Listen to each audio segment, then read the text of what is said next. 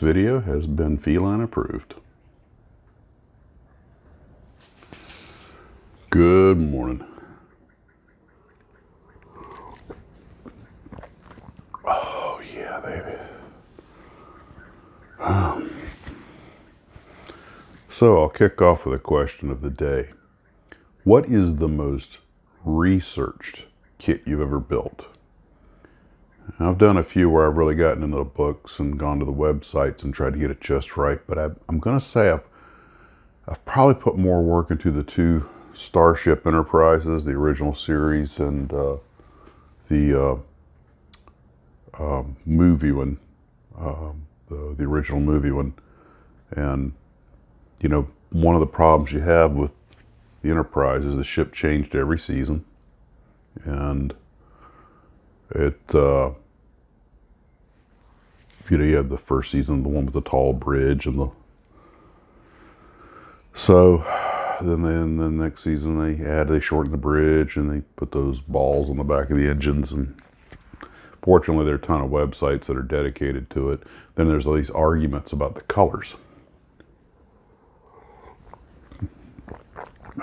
And that brings up a particular issue about painting models. Now, some of you probably already know where I'm going to go with this. In fact, I'm sure you know a lot more about it than I do. One of the problems I had doing the movie Enterprise was not only there were changes in it, but there was a lot of arguing about what color to use. And it turns out that I actually just saw this recently. I'm sure I already knew it, but it got into it. And I forget if it was the Captain Disillusion channel or which one it was. By the way, if you've never seen him, he's an interesting YouTuber. He debunks a lot of these manipulated images, and he's really good at it too. And he's kind of funny in his own way, but a very, very talented guy. He's not putting out a lot of content these days. I guess he's probably just got, other things going on. But anyway, color is, as we all know, color varies with light, how you see it. But here's the problem. When you ask what is the true color of something, well, that really, really depends, because light levels, our eyes are light photon receptors, and they have how much light there is, and the spectrum of light, and where on the spectrum, all these others. There's so many factors that come in that the argument was being made, there is no actual true color. There's just the way we perceive it. And if you take a car and take it outside, photograph it, go on a bright sunny day at noon, very little shadow, and you go, oh, this is the real color, because that's where our eyesight is optimized. But you take it inside the garage, it looks much darker. Well, it's still the real color. So they got all into that. Now, a lot of us already know that with models, you're supposed to drop a shade, because perception. I actually painted my model Jeep that I was given as a birthday present, 135 scale model Jeep one time, with the exact same real paint that I used to paint my Jeep. And it looked fine, but I think I've long since lost the picture, but I actually set it on the hood of the Jeep and took a photo, and of course they match perfectly. But then if you look at a photograph of the Jeep and a photograph of the model of the Jeep separately, the model looks a shade darker than the actual Jeep. And the reason's simple. It's an optical illusion. It's smaller. If you want to fix for that illusion, of course, you paint a shade lighter. When I was researching the Enterprise, the original television one, sometimes on the television it looks white, it's kind of an off-white, and then sometimes it looks like a duck's egg blue. And again, that gets to the grain of the film, the lighting, and a lot of other technical factors. But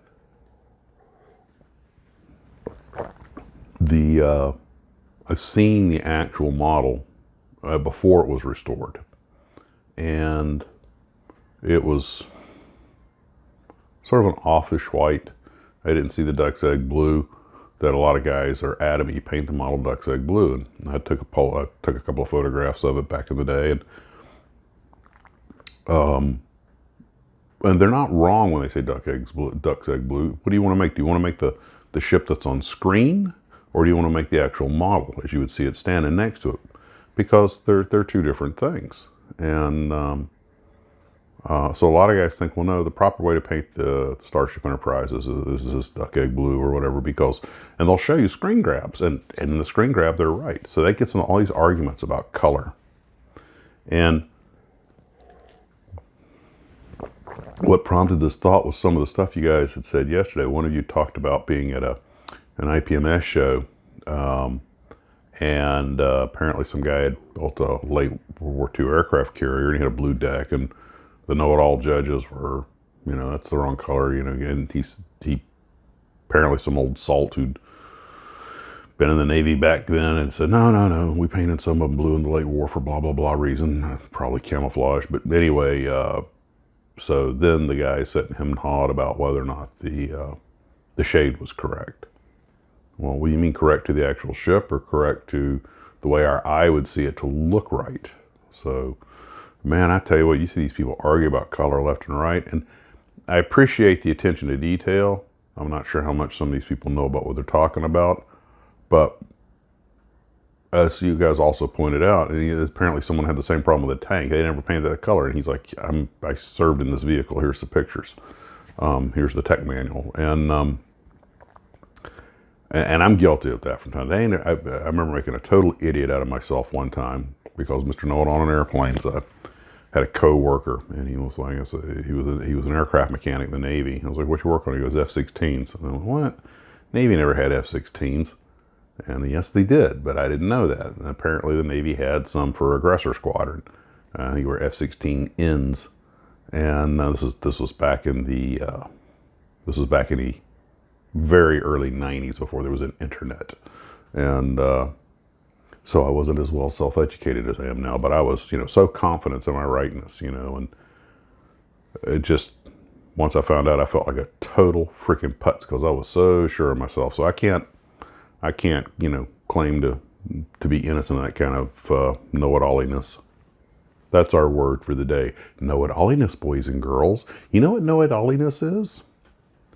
That's when you think you know everything and you don't. And you know what the cure for know-it-alliness is, boys and girls? The bitter pill of humiliation.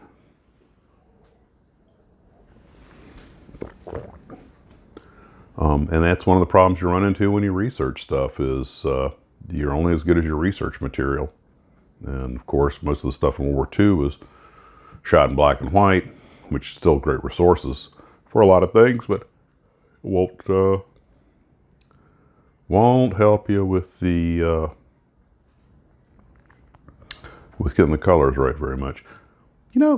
I think I've seen, but I think kind of cool, something you could do, especially if you wanted to model a diorama or something from a black and white photo. I suppose you could paint it in black and white, in shades of gray, and try to mimic the photograph. And that brings up another thing. When you use photos, there's also how well the film was developed. Don't forget, a lot of those color photos in World War II were colorized after the fact. So they can't always be counted on for correct coloring. Somebody was joking about when they colorized an old Frank Sinatra movie, and somebody didn't know their history because they gave old blue eyes brown eyes, and it was like, they said it was just weird seeing Frank Sinatra with brown eyes.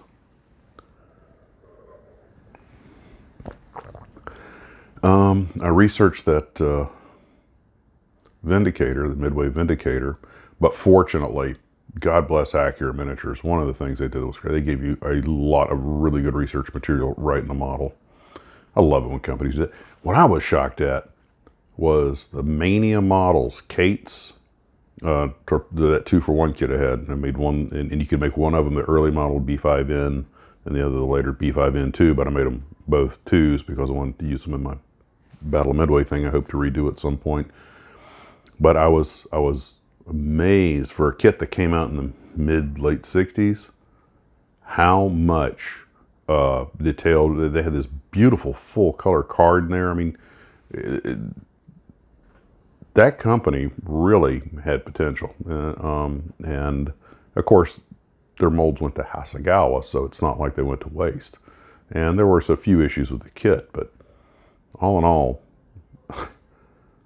I was really impressed, especially for a 1/72nd scale kit. Very detailed engine, is detailed, more detailed than a lot of 1/48 scale.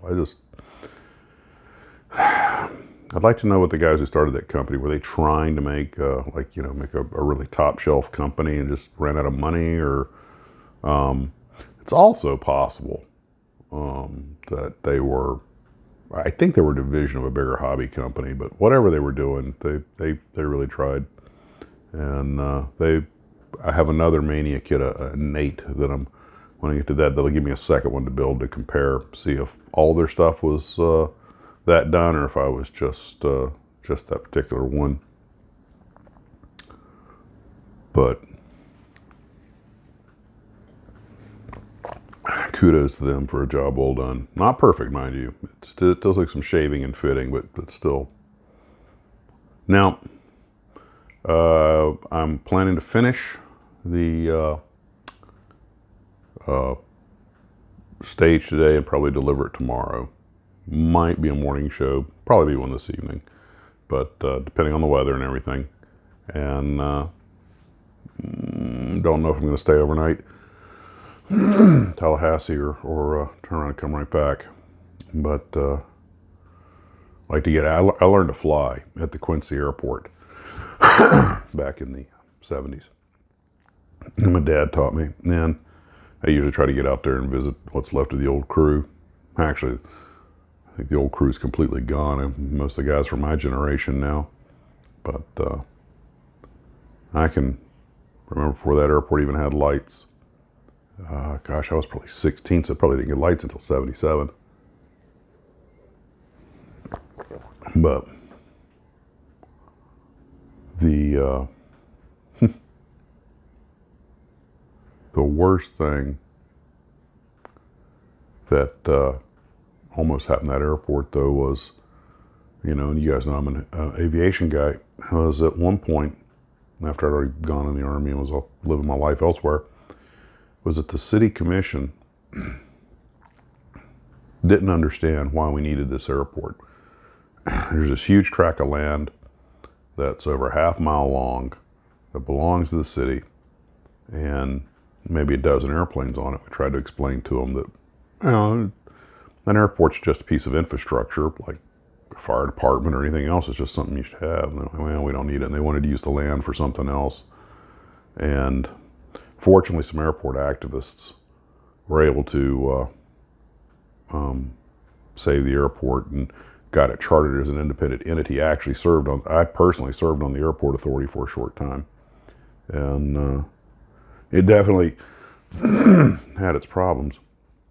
The authority, a lot of stuff, a lot of issues, but they did, no matter what you think of them, they kept the airport open. And over time, some people got on the authority, one in particular, the reason I built so many models of that Lindbergh Snark, and I gave him one of them, was because he'd been I believe a Lockheed engineer for about 30 years. He'd worked, mostly contracted to NASA, and he'd worked on the Snark program. And so he being a contracting expert, and we had some other people that came along also that had experience in contracting and dealing with the federal government and grant money and everything else, and they were able to build new hangars. And all of a sudden the airport turned from this basically almost denuded strip with just a runway and some lights and a couple of ramshackle hangars into a facility with a lot of really, really, really nice hangars and an FBO. And people over in Tallahassee like to keep their plane in Quincy because there's no control tower, and now it's a nice facility. It still has a serviceable grass runway, as well as a paved runway. And some of the models I built, like the Cessna 182 with the bumblebee stripes on it, that was a jump plane in Quincy. And the Luskin model I had made, that was my dad's plane. So I've actually built some of the airplanes from that airport. And so I like to get out there once in a while and see what's going on out there. And tomorrow will be my day to do that, hopefully. So, yep. Well, we can have two questions of the day then. What kit did you most research? And did you ever model an airplane from your local airport? And yes, airliners and stuff count, you know. I have the Eastern 727 because that's what I used to see flying out of Tallahassee. Back when Tallahassee had a 5,000 foot strip. Getting a 7.2 in and a diesel 9 with no leading edge devices in and out of a 5,000 foot strip. And they never had a mishap. Now they've got a couple of runways there, and one of them's 6 and one of them's 8,000. They did, however, have a A7 Corsair 2. The pilot was on final approach, and the engine flamed out, and he was too low to get it restarted, so he had to eject, and he ejected safely. And no one knew it at the time. We found out later because the stealth wasn't public, the F-117, but it turned out that, and I think Maximus pointed this out in his video on the A7, that the Air Force, like the last job they had in the Air Force was, the Air Force was using them for F-117 pilots to keep their proficiency. I don't know if it flew like the F-117 or why they picked it, but maybe it was the mission it was designed for. But anyway, apparently, as I understand it, you know, the F-117 was still a big secret then. They couldn't fly it around in public. So they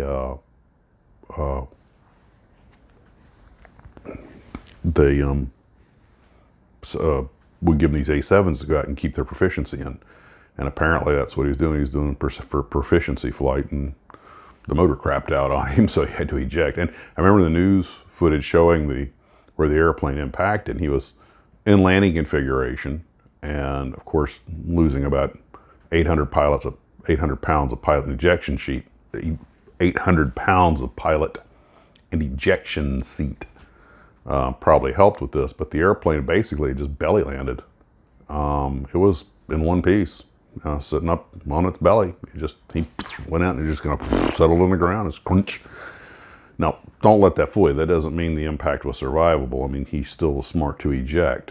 You don't try to belly land an airplane like that, and it could have hit with enough force that he'd have been seriously injured or killed, even though the airplane itself survived.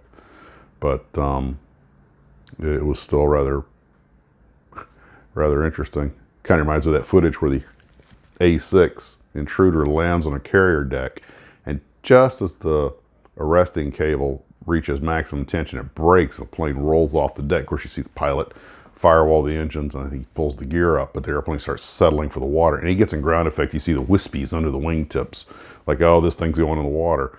So the crew ejects, and when they do, the plane flies away. Now, again, you just got rid of 2 ejection seats, a canopy, and 2 pilots, or 2 air crew. So that's got to be 1,000 pounds or more that left the nose of the airplane. So of course now the nose is lighter, goes up, and the airplane's lighter, and it flies away.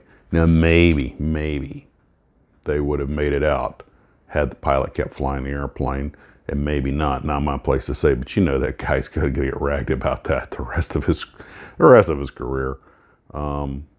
Just for the sake of argument, defending the guy because he was the person on the spot. I'm going to say if they'd stayed in the airplane, it probably would have gone in the water. And so,